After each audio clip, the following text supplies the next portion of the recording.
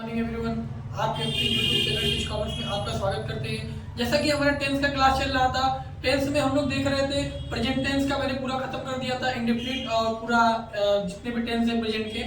अब प्रेजेंट के सेंटेंस भी हम खत्म कर दिए थे, असर्टिव, नेगेटिव, इंट्रोगेटिव। आज हम समझते हैं पास्ट टेंस। इसी पास्ट टेंस में जो पैराग्राफ ट्रांसलेशन है बोर्ड के पेपर में आता है। अब पास्ट अगर सिंपल टेंस या पास्ट इंडेफिनिट टेंस अगर आपको क्लियर रहेगा तो आप कोई भी पैराग्राफ ट्रांसलेशन को बना लेंगे, क्योंकि पैराग्राफ ट्रांसलेशन में सबसे ज्यादा टॉपिक्स पास्ट इंडेफिनिट टेंस से ही पूछता है। तो आज हम देखते हैं क्वेश्चन पहले हम समझते हैं टेंस में जो दूसरा पार्ट हमारा बचा था पास्ट टेंस, दूसरा बचा था मेरा पास्ट टेंस। पास्ट टेंस में हम देखते हैं पहला टॉपिक है ये past indefinite tense. Past indefinite tense ध्यान दीजिएगा, पास्ट इंडेफिनिट टेंस। अब इसको पहचानते हैं, पहले इंडेफिनिट टेंस की पहचान कर मैंने पहचान लिखा, वाक्य के अंत में आ या ई ये एवं ताता ती थी ते थे आदि शब्द आते हैं। ठीक है, ये इसकी पहचान है। उसके बाद समझते हैं इसमें वर्ब के सेकंड फॉर्म का प्रयोग करते हैं। सिंपल फंडा क्या लगाएंगे, बस वर्ब का सेकंड फॉर्म। और इसमें एचवी नहीं लगेगा, एचवी का मतलब हेल्पिंग वर्ब, इसमें हेल्पिंग वर्ब का प्रयोग नहीं करेंगे। जैसे एक एग्जांपल लेते हैं कि राम आम खाया, तो खाया में देखिए लास्ट में या आ रहा है ना, देखिए यहाँ लिखा ना या आए, तो या आ रहा है तो वर्ब का सेकंड फॉर्म। तो सब्जेक्ट का राम हो गया। उसके बाद इसका बना लीजिए खाना का ईट होता है, तो सेकंड फॉर्म क्या होता है, एट होता है। सेकंड फॉर्म एट होता है। और इसके बाद राम ईट एट मैंगो। ठीक है, ये आपका एक क्वेश्चन हो गया, राम आम खाया। क्योंकि खाना का अगर आप वर्ब का फॉर्म देखेंगे तो फर्स्ट फॉर्म ईट होता है, E A T, second form ate होता है, और थर्ड फॉर्म ईटेन होता है, ई ए टी ईटेन। ठीक है, ये तीन पार्ट होता है खाना का। तो यहाँ वर्ब का सेकंड फॉर्म लगाना है। फर्स्ट फॉर्म हो गया, ये सेकंड फॉर्म हो गया, ये थर्ड फॉर्म हो गया। ठीक है, तो इसलिए यहाँ क्या करेंगे, वर्ब का सेकंड फॉर्म लगाएंगे। जैसे राधा विद्यालय गई, मान लीजिए राधा विद्यालय गई, देखिए ई आ रहा है ना लास्ट में, या ई या बड़ी ई या ई या फिर ये वाला ई, बड़ी ई की मात्रा ही है ये। ठीक है, तो राधा का राधा हो गया। उसके बाद देखिए ये गई में ई आ रही है, गया यानी जाना, गया मतलब जाना हो गया। जाना का क्या होता है, गो, तो सेकंड फॉर्म लगेगा। सेकंड फॉर्म क्या होता है, वेंट।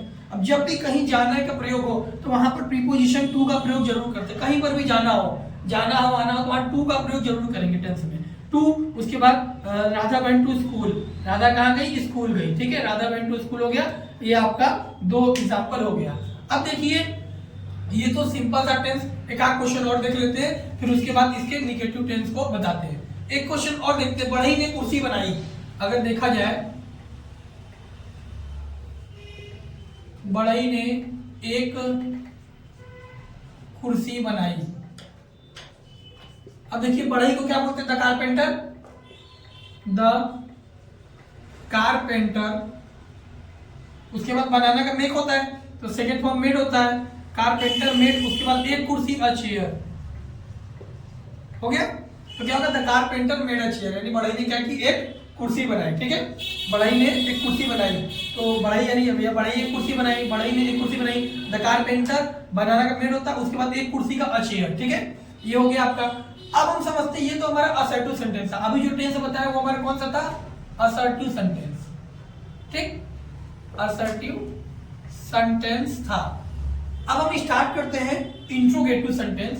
ध्यान दीजिएगा, इंट्रोगेटिव सेंटेंस स्टार्ट करते हैं। अगर इंट्रोगेटिव सेंटेंस अगर पास्ट टेंस का है, अगर इंट्रोगेटिव सेंटेंस पास्ट टेंस का है तो यहां पर एक एचवी आता है जिसको बोलते हैं डिड नॉट। डिड नॉट का प्रयोग करते हैं। ठीक है, क्या लगाते हैं, डिड नॉट। ये टेंस बहुत ज्यादा ध्यान से पढ़िए, क्योंकि इसी टेंस का पैराग्राफ में ज्यादा क्वेश्चन आते हैं। पास्ट इंडेफिनिट टेंस से पैराग्राफ बहुत ज्यादा आता है। तो ध्यान दीजिएगा, यहाँ पर तो हो गया एचवी।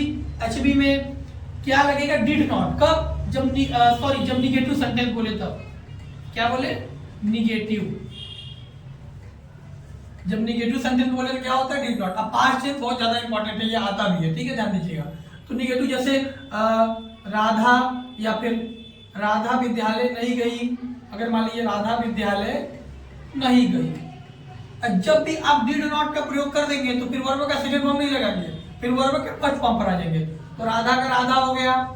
उसके बाद नहीं गई, नहीं का आ गया ना, देखिए गई पास्ट इंडेफिनिट टेंस। और निगेटिव सेंटेंस पढ़े, निगेटिव सेंटेंस में डिड नॉट लगता है, तो राधा के बाद क्या लग जाएगा, did not. Radha did not, उसके बाद जाना क्या होता है, गो। अब यहाँ वेट नहीं लगाएंगे क्योंकि डिड का मतलब ही वो सेकंड फॉर्म में चला गया, इसलिए यहाँ वेट नहीं लगाया, ठीक है। गो टू, उसके बाद किसका लग जाएगा, स्कूल। राधा क्या हो जाएगा, राधा विद्यालय नहीं गई, तो Radha did not go to school. या फिर क्वेश्चन बोलेगा बढ़ई ने कुर्सी नहीं बनाई, या फिर बोलेगा कोई और क्वेश्चन ले लेते हैं, ये क्वेश्चन देख लीजिएगा, डिड नॉट का प्रयोग करते हैं एचबी के रूप में, ध्यान दीजिएगा, यहाँ एचबी डिड नॉट का प्रयोग करते हैं। 1-2 दिन में बस पैराग्राफ ट्रांसलेशन स्टार्ट होने वाला है। अब देखिए, मान लीजिए कि बढ़ई ने कुर्सी नहीं बनाई, मान लीजिए बढ़ई ने एक कुर्सी नहीं, बढ़ई ने एक कुर्सी, अगर बात किया जाए बढ़ई ने एक कुर्सी नहीं बनाई, तो ये भी है बनाई, तो बनाई ये ध्यान दीजिएगा, बढ़ई का द कारपेंटर होता है, द कारपेंटर हो जाएगा। उसके बाद क्या हो जाएगा, बनाने का पता है मेड होता है, लेकिन यहाँ पे डिड नॉट वाला निगेटिव है, तो डिड नॉट लगा देंगे। डिड नॉट का मतलब क्यों लगाया, क्योंकि निगेटिव में बोल दिया, पास्ट इंडेफिनिट बोला, डिड नॉट। उसके बाद बनाना क्या लिखेंगे, मेक, क्या लिखेंगे, मेक। अब मेड नहीं लिखेंगे, मेक लिखेंगे, क्योंकि वर्ब का सेकंड फॉर्म नहीं लगेगा, क्योंकि यहाँ डिड लग गया। उसके बाद क्या, अ कुर्सी यानी ए चेयर, ए चेयर लिख सकते हैं, या फिर एक टेबल लिख सकते हैं कुर्सी को, ठीक है। आप चेयर भी लिख सकते हैं और टेबल भी लिख सकते हैं। तो ये था नेगेटिव सेंटेंस। अब इंट्रोगेटिव बताते हैं, इंट्रोगेटिव सेंटेंस ध्यान दीजिएगा, इंट्रोगेटिव यानी प्रश्नवाचक वाक्य होता है यही, बस एचबी आगे आ जाता है अगर इंट्रोगेटिव की बात किया जाए।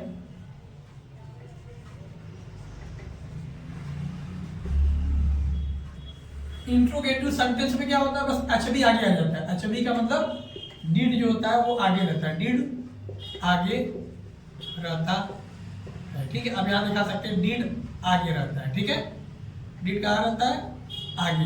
अब ध्यान दीजिएगा, डिड आगे रहेगा तो हमेशा कैपिटल में आएगा, डी स्मॉल में तो आएगा नहीं। तो देखते हैं, अगर बोलेगा कि क्या राधा बाजार गई, देखिए क्या राधा बाजार गई क्वेश्चन मार्क, तो क्या का क्या लगेगा, राधा डिड, तो पहले डिड लग जाएगा, डिड राधा, क्योंकि पता है डिड राधा हो गया। उसके बाद जाने का वो होता है go to market, did Radha go to market, question mark लगा देंगे लास्ट में, क्योंकि प्रश्नवाचक वाक्य सिंगल इंट्रोगेटिव का बात कर रहे हैं। तो सिंगल इंट्रोगेटिव में ये सिंगल इंट्रोगेटिव के 2 पार्ट होते हैं, yes no type, why no type. तो ये आपका हो गया क्या राधा बाजार गई, तो did Radha go to market, ठीक है। और कोई सेंटेंस अगर मान लीजिए बनाना है, कोई सेंटेंस और ले लेते हैं। नियम तो देखिए यही में आ रहा है। अब एक था थी तेथे वाले में बताते हैं, ठीक है। जैसे ये तो हो गया आपका, वह खाना खाता था। अब देखिए था थी तेथे आ गया लास्ट में, वर्ब का सेकंड फॉर्म, तो वह का ही होता है, और खाना क्या होता है, ईट होता है, तो सेकंड फॉर्म लगेगा, तो ही एट फूड, अगर वह खाना खाता है। अगर इसी में बोलते क्या वह खाना खाता है, क्या वह खाना खाता है, अगर क्या वह खाना आता है तो क्या हो जाएगा, डीड आगे हो जाएगा, डीड के बाद ही लग जाएगा, उसके बाद खाना क्या होता है, ईट होता है, फर्स्ट फॉर्म लग जाएगा ईट, उसके बाद फूड, लास्ट में क्वेश्चन मार्क लगाना ना भूलिएगा ना, क्वेश्चन मार्क का आपका मार्क्स करते हैं, ठीक है।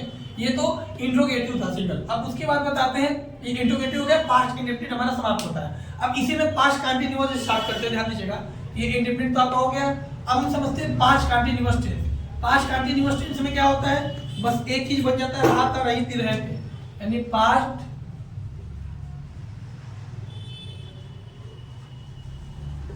Continuous tense. Past continuous tense की पहचान देखिए,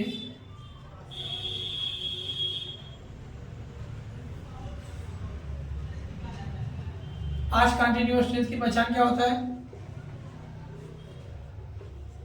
वाक्य के अंत में रहा था, रही थी, रहे थे आदि शब्द आता है, आदि शब्द आता है, ठीक है।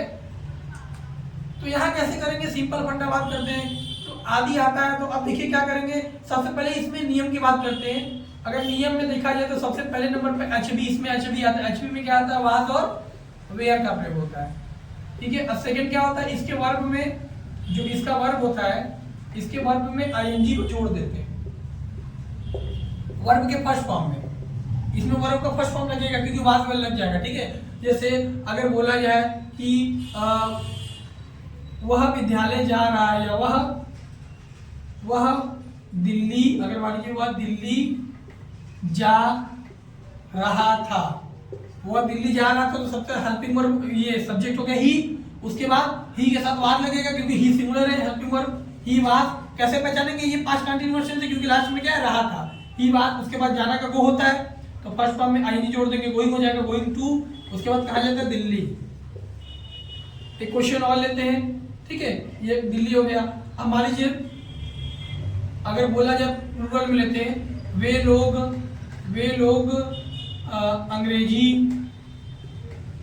अंग्रेजी पढ़ा रहे थे, देखिए रहे थे आ गया ना, तो वे लोग का दे हो जाएगा, दे के साथ क्या लगता है वेयर, क्योंकि दे क्या होता है आपका प्लूरल होता है, तो दे वेयर, उसके बाद पढ़ाना का टीच होता है, टॉट, तो TEACH हो जाएगा, ING टीचिंग हो जाएगा, ठीक है।